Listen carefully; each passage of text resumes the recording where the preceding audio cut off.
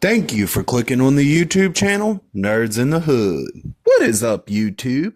It is the homie Rex the T-Rex, and on today's video, I will be reviewing the 1986 film, The Texas Chainsaw Massacre 2. The film's plot synopsis is: a radio host is victimized by the cannibal family as a former Texas marshal hunts them down. The cast for the film is: we've got Dennis Hooper as Lieutenant Lefty Earnwright, Caroline Williams as Venita Stretch Brock, Bill Moseley as Chop Top, and Bill Johnson as Leatherface. This movie was directed by Tobe Hooper. This movie was written by L.M. Kit Carson. This movie was filmed in Texas. Much like the first movie, this film has an opening crawl that connects the two films together. It sets up what happened between the two films and also sets up the story that you will be watching for the course of this film. While the first film presented itself as a gritty, realistic story that's heavily framed in horror,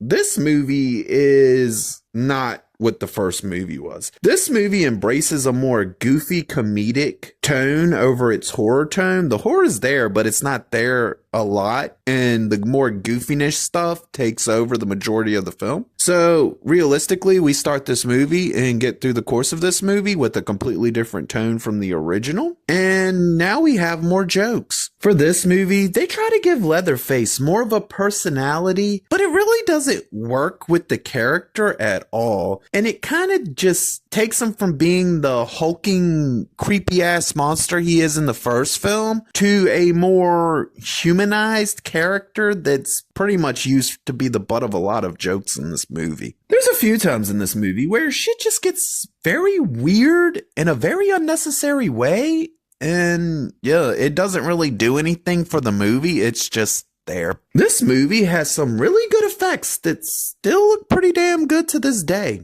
We also get some very good props that look really good in this film, even though they're not as plentiful as in the first film with like the furniture and stuff. In this movie, it's a lot more limited and kind of more focused on dead bodies. This movie fails to do something that the first movie did amazingly, and that was to capture this feel of terror. See, the first film had this kind of overtone of this feeling of terror throughout of it. And for this movie, that whole tone is gone. You get a good opening horror scene, and then you get a little bit of horror towards the end of the movie. But for the most part, it kind of comes off more as a goofy tone than a terrifying tone. So yeah, they kind of missed the mark on that one. This movie has a good story, but it's nowhere near as good as the original film's story. For this movie, we get a solid script that's pretty basic. I mean, it does good to get you from the beginning of the story to the end of the story, but it never does anything to stand out or make it really too unique.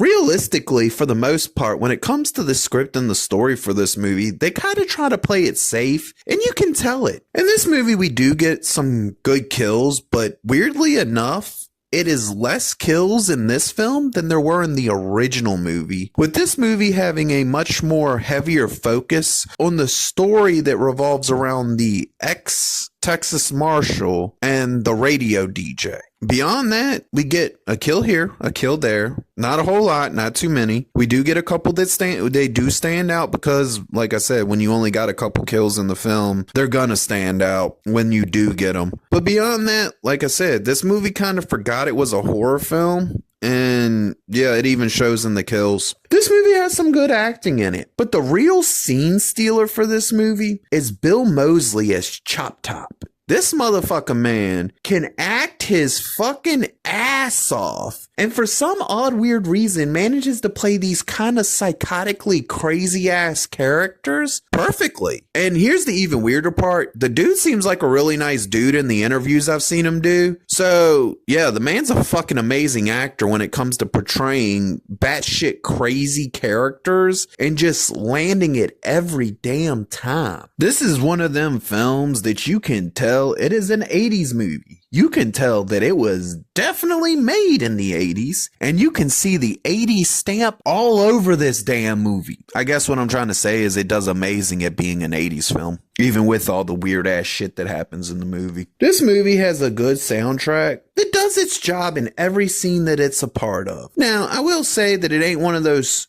highly entertaining special soundtracks that stands out or goes above and beyond in any way, shape, or form. It's a good one. It does its job. It did good. For me, there were several moments in this movie that were just fucking funny. They were hilariously funny, like comedian levels of funny. And I don't know if that's what they were really going for, but I found myself laughing a lot, and I noticed that the horror tone really just didn't seem to be there. It seemed to be replaced with this kind of funny, goofy ass feeling that the whole movie seems to have. And I don't understand why they would go with this after the original film was so gritty and realistic that they would just come up with this almost comedy style film for them next. It's weird. It really is. I don't understand why they made some of the choices that they made for this film. I mean, I still enjoy it, but I realistically can't in good nature tell you this is a full-on horror movie when realistically it's not. It's more of a goofy comedy with horror tones in a couple places throughout. This is one of those movies that is just pure entertainment for the sake of pure entertainment. It will allow you to escape reality for the length of its runtime and leave all your problems behind as it tries to entertain you with its story. And that's what a movie should do. We get a good third act for this movie that finally decides to return back to the horror elements of which this movie should have been the whole time. It does good at wrapping up its story in an entertaining way. We do get a good movie here, but the problem with it is that it's always going to have to live in the shadows of the original film. It'll never be able to get out of those shadows, because once you see the original and then you try to watch this, you'll notice that there's a lot of things that are just tonally different and storytelling different. But outside of that, like I said, it is a good movie. It doesn't really fall into the horror genre for me too much. It seems more like a comedy if you ask me. But hey, not every movie can truly capture the elements of horror in every way, shape, and form. I'm just glad for the few moments that we do get in this movie that are actually supposed to be horror. Well, we get a good movie with a good cast, Bill Moseley stealing every scene he's in. The movie never gets beyond being just basic good. And with the problems that it does have, it never really does get out of that good. Like, it's one of the movies, it's good enough to watch, it's good enough to be entertained by. You might like it a little bit more, but at the end of the day, realistically, it's not gonna be a high scoring film, I don't think, for a lot of people, due to the fact that if you have ever seen the original, you're gonna sit there and see all the differences and be like, holy fuck, what the hell happened? But at the end of the day, we get a good movie, solid, entertaining, and that's why it receives the score that it receives. This film receives the rating of, I'm actually entertained. If you liked the video, please click the thumbs up. If you disagree or agree with me, please leave a comment. And if you really want to see more of me, please hit that subscribe button.